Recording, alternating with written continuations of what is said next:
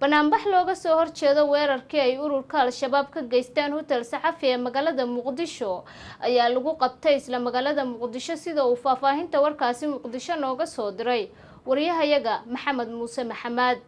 dibadbaxani lagu qabtay magaalada Muqdisho ayaa shacabka ku nool 17 degmee gobolka Banaadir waxay ku muujinayeen sida ay uga xun yihiin weerarkii al-shabaab ay ka geysteen hotelka saxafi ee magaalada Muqdisho kaasi ay dad badan ku geeriyoodeen oo ay ka mid ahaayeen mas'uuliyiin ka tirsanayd dawladda iyo dad shacab ahaa waxaana ka qayb galay xubno ka socday maamulka gobolka Banaadir maamulada degmooyinka ururada haweenka iyo qaar ka mid ah shacabka ku nool 17 degmee gobolka Banaadir dadkii banaanbaxa ka qayb galayay ayaa waxay socod ku soo mareen qayb ka mid ah wadooyinka waaweyn ee magaalada waxaana ay socodkoodii ku soo gabagabeeyeen xarunta maamulka gobolka Banaadir ee Fiisha Governo gudoomiyaha ururka haweenka gobolka Banaadir Jawaahir Maxamed Barqab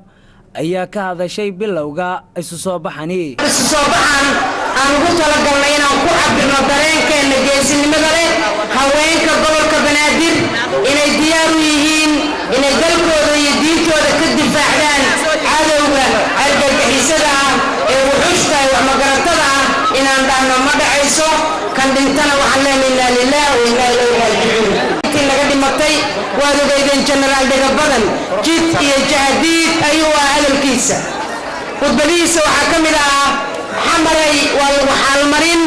gabdhaha Soomaaliyeed ayagoo xor ah ayay kugu laafiyoon doonaan magaalada caasimadana waxay ku joogi doonaan sharaf iyo karaamo waa naga dhintay inaan ku muujino shucuurteena hadday noqon lahaayeen saxafiga dhintay ganacsada Cabdirashiid Jiray Qayte iyo xildhibaanka qaranka ah ee cadowga naga dileen inaan dhahno Ilaahay ha u naxariisto.